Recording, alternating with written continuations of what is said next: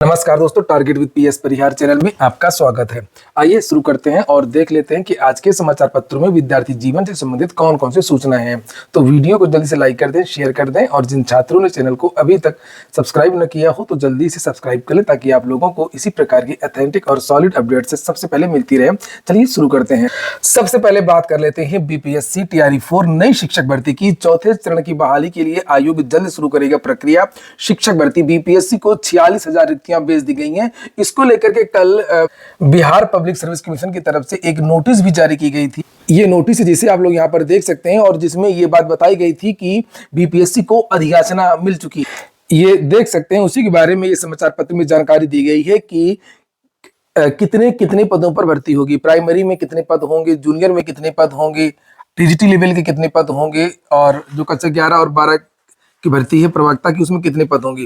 तो जानकारी दी गई है समाचार पत्रों के माध्यम से। 10,500 प्राथमिक भर्ती होगी, 9,500 जूनियर भर्ती होगी 6वीं से 8वीं के लिए और टीजीटी के लगभग 12,000 पदों पर बड़ी भर्ती है यहाँ पर आपको देखने को मिलेगी।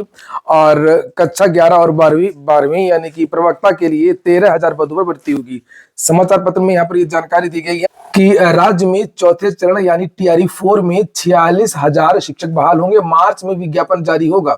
आवेदन की प्रक्रिया भी मार्च से शुरू हो जाएगी। बिहार लोक सेवा आयोग के सचिव सत्य प्रकाश शर्मा ने बताया कि सामान्य प्रशासन विभाग से अधिसूचना मिल गई है और विस्तृत अधिसूचना जल्द जारी होगी। एक बात और बता दूं कि जिन विद्यार्थियों को प्रयागराज में रह करके बीपीएससी टीआरई 4 की तैयारी करनी, वो विद्यार्थी एक कोचिंग है द ऑफिसर्स एकेडमी, यहाँ पर जाकर के ऑफलाइन कोचिंग कर सकते हैं। यहाँ पर पीआरटी का भी बैच चलेगा और जूनियर का भी बैच चलेगा, टीजीटी का भी बैच चलेगा, पीजीटी का भी बैच चलेगा। 23 फरवरी से यहाँ पर बैच शुरू हो रहा है और इस कोचिंग का दावा है कि यहाँ से हजारों की संख्या में विद्यार्थियों का चयन हुआ है टीआरई 1, टीआरई 2, टीआरई 3 में।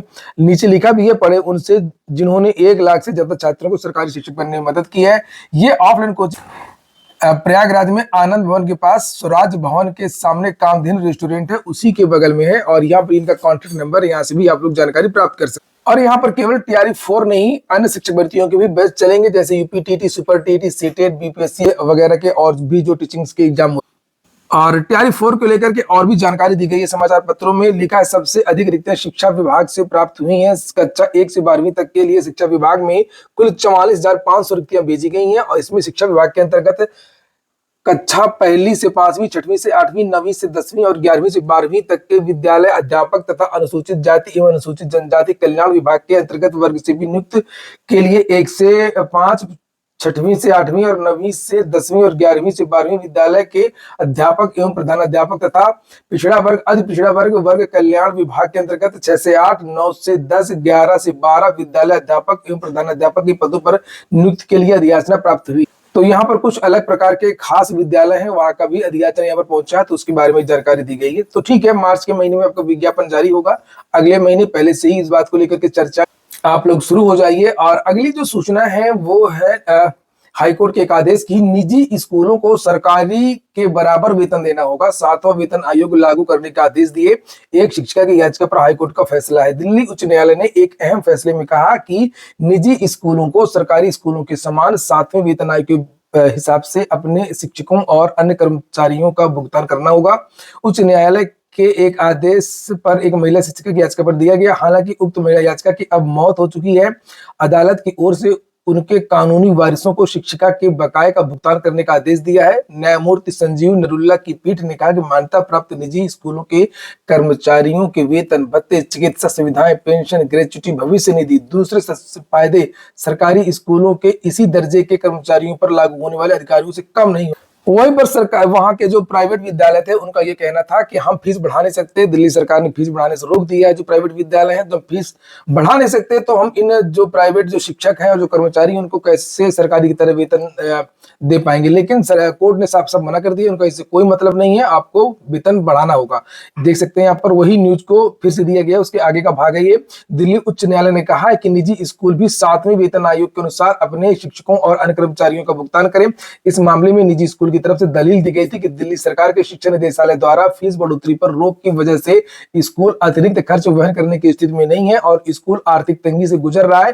पीठ ने उनके स्तर को खारिज कर दिया और पीठ ने कहा कि स्कूल चलाना है तो नियमों का पालन करना होगा। और सही बात है, निजी विद्यालय बहुत कम वेतन देते हैं, एक तरीके से केवल शोषण ही करते हैं और कुछ नहीं। हाईकोर्ट का यह फैसला सराहनीय और समान काम तो समान वेतन।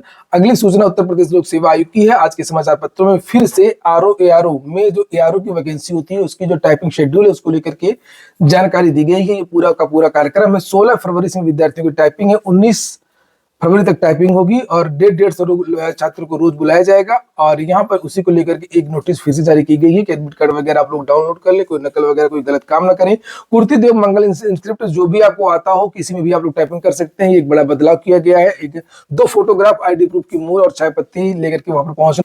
और बजट को लेकर के भी फिर बहुत सारी सूचनाएं दी गई हैं, यहाँ पर आप लोग देख सकते हैं। और जो मिलीजुली प्रतिक्रिया है, लेकिन विद्यार्थियों को और बहुत सारे लोगों को निराशा इस बात पर हुई कि कोई स्पष्ट घोषणा भर्तियों को लेकर के, रोजगार को लेकर के नहीं की गई है। और बताया जा रहा है कि लोक लुभावना ये बजट है और इस तरीके का बजट तैयार किया गया जिसमें से 30% जो पैसा है वो खर्च ही नहीं होता है और वो पैसा सरेंडर कर दिया जाता है। हर भर्तियों में कोई नए पद सृजित नहीं किए गए, जैसे कंप्यूटर शिक्षक भर्ती के बारे में चर्चाएं चल रही थी। बेसिक में कुछ नए पद, शिक्षा और रोजगार के लिए जो चीजें हुई उन्हें आप लोग यहाँ पर देख सकते हैं। लिखा बेटियों को शिक्षा को मिलेगी रफ्तार, स्कूटी बांटने को मिलेंगे 400 करोड़ रुपए। तो उच्च शिक्षा की जो छात्राएं उनको स्कूटी देने की घोषणा। यहाँ पर लिखा है कि सभी ब्लॉकों में एक एक कस्तूरबा गांधी आवासीय बालिका विद्यालय होगा। अभी तक 746 ब्लॉक में केजीबीवी हैं। 80 नए सीएम आवासीय बालिका विद्यालय खोले जाएंगे और कुल 580 करोड़ रुपए खर्च होंगे। माध्यमिक शिक्षा को लेकर के भी कुछ चीजें दी गई हैं। देख सकते हैं राजकीय माध्यमिक स्कूलों में 520 करोड़ और 10 करोड़ से एडल्ट माध्यमिक स्कूलों में मूलभूत और अवस्थापना की सुविधाएं बढ़ाई जाएंगी। और यहाँ पर उच्च शिक्षा को लेकर के भी कुछ घोषणाएं की। यहाँ पर देख सकते हैं अन्य समाचार पत्र में लिखा हुआ है बजट में रोजगार पर फोकस दिया गया है। 10 लाख नौकरियां देने का वादा किया गया है जो एक महत्वाकांक्षी योजना प्रतीत होती है। 2027 प्रदेश में चुनावी वर्ष है, अतः इसकी पूर्व भारी संख्या में युवाओं को रोजगार उपलब्ध कराना भी एक प्रकार से अति महत्वाकांक्षी योजना प्रतीत होती है। उत्तर प्रदेश में लड़कियों के विवाह को भी मिलेंगे 1,01,000 रुपए। छात्राओं को स्कूटी को लेकर के यहाँ भी जानकारी दी गई है, जिससे आप लोग यहाँ पर देख सकते हैं 9,12,000 ये देख सकते हैं 9.12 लाख करोड़ का बजट प्रस्तुत। 40 लाख टैबलेट बांटे जाएंगे। 10 लाख नौकरी की घोषणा योगी सरकार के बजट में बड़े ऐलान। तो 10 लाख नौकरी की घोषणा का मतलब ये नहीं है कि 10 लाख नई नौकरियां, वो उनका कहना है बार बार कि वो 8 लाख से ज्यादा नौकरियां दे चुके और इस साल 1.5 लाख नौकरियों की और घोषणा हो चुकी है। तो इस तरीके से 10 लाख की बात की गई थी और वही बात यहाँ पर डिग्री कॉलेज के शिक्षकों को भी मिलेगा कैशलेस इलाज, उसकी भी जानकारी यहाँ पर दी गई है। यूपी सरकार ने बजट में उच्च शिक्षण संस्थानों के शिक्षकों के लिए भी कैशलेस इलाज की सुविधा की व्यवस्था कर दी है। सरकारी एडेड स्ववित्त पोषित डिग्री कॉलेजों व राज्य विश्वविद्यालय के नियमित पाठ्यक्रम व स्ववित्त पोषित पाठ्यक्रमों के शिक्षकों के कैशलेस इलाज के लिए बजट में 20 करोड़ रुपए की व्यवस्था की गई है। वहीं बेसिक शिक्षा में शिक्षक व शिक्षणेतर कर्मचारियों के लिए 357 करोड़ रुपए और राजकीय एडेड व स्ववित्त पोषित माध्यमिक स्कूलों के शिक्षकों और मानदेय पर कार्यरत शिक्षकों के लिए 89.25 करोड़ रुपए की व्यवस्था की गई।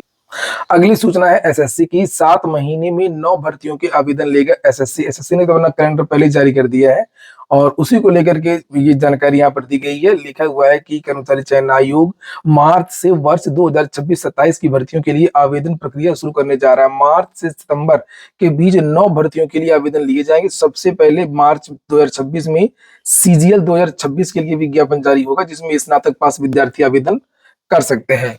मार्च में ही junior engineer JE civil mechanical और इलेक्ट्रिकल की परीक्षा 2026 के लिए विज्ञापन। पोस्ट फेज 14 2026 के लिए आवेदन की प्रक्रिया शुरू होगी। इन तीनों भर्तियों के लिए अप्रैल के अंत तक आवेदन होंगे, जबकि इनकी पहले चरण की कंप्यूटर आधारित परीक्षा मई में प्रस्तावित। और आगे यहाँ पर लिखा हुआ कि अप्रैल में 3 और भर्तियों के विज्ञापन जारी होंगे। CHSL combined higher secondary level परीक्षा 2026, स्टेनोग्राफर ग्रेड सी और ग्रेड डी परीक्षा 2026 और संयुक्त हिंदी अनुवादक परीक्षा 2026 के लिए मई अंत तक आवेदन लिए जाएंगे। इनकी परीक्षाएं जुलाई से सितंबर के बीच कराने की तैयारी है। दिल्ली पुलिस एवं केंद्रीय सशस्त्र पुलिस बल CAPF में सब इंस्पेक्टर परीक्षा का विज्ञापन मई में आएगा। जून तक आवेदन लिए जाएंगे और परीक्षा अक्टूबर से लेकर के नवंबर के बीच संभावित है। मल्टीटास्किंग स्टाफ MTS और central board of indirect taxes एवं सेंट्रल ब्यूरो ऑफ नारकोटिक्स में हवलदार भर्ती 2026 के लिए जून जुलाई में आवेदन लिए जाएंगे, जबकि सितंबर और नवंबर के बीच में इसकी परीक्षा हो जाएगी।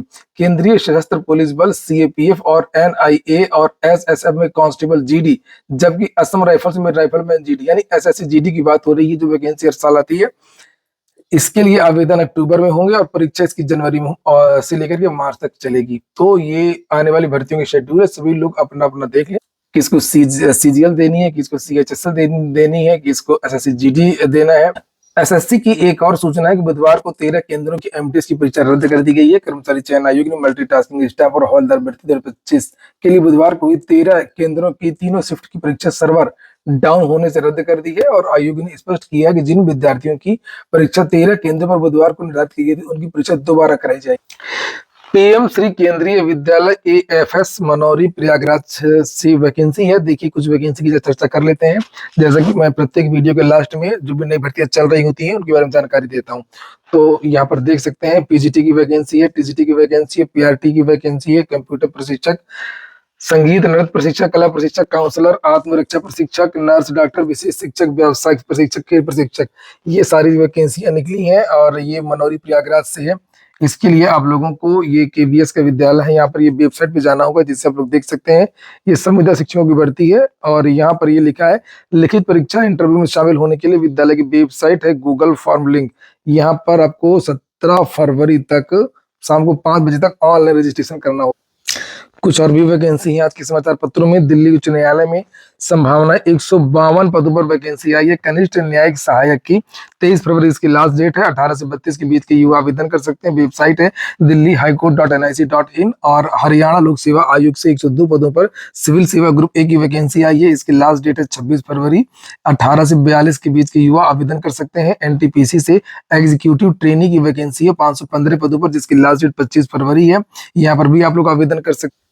केंद्रीय विद्यालय 59वीं वाहिनी सासीबा मतलब सशस्त्र सीमा बल नानपरा बहराइच से वैकेंसी आई है। यहाँ पर आप लोग देख सकते हैं अंशकालिक संविदा शिक्षकों की वैकेंसी है। जैसे भी आपने प्रयागराज वाली देखी, उसी तरीके से केवीएस की वैकेंसी है। यहाँ पर लिखा हुआ है पदों की संख्या के बारे में, वहां पर भी जानकारी नहीं दी गई थी, यहाँ पर भी नहीं दी गई है, लेकिन लिखा हुआ है कि किस किस विषय के पद हैं। टीजीटी, गणित, जीव विज्ञान, अंग्रेजी, संस्कृत, सामाजिक विज्ञान, प्राथमिक शिक्षक, कंप्यूटर अनुदेशक, स्पेशल एजुकेटर आदि के पदों के लिए संविदा पैनल बनाने के लिए आवेदन आमंत्रित किए जाते हैं। इन पदों के लिए 21 से 65 के बीच के युवा आवेदन कर सकते हैं। इसके बारे में आप लोगों को अधिक जानकारी बहराइच केवीएस की जो वेबसाइट है बहराइच kvs.ac.in, यहाँ से आपको मिल जाएगी, जो पूरा नोटिफिकेशन वगैरह है और यहाँ पर पूरा शेड्यूल दिया गया है। शेड्यूल आप लोग देख सकते हैं कि वहां से प्रपत्र वगैरह देख लीजिए इनकी वेबसाइट में। और उसके बाद में 25 तारीख को टीजीटी के लिए आपका इंटरव्यू होगा और 26 तारीख को प्राथमिक शिक्षक भर्ती के लिए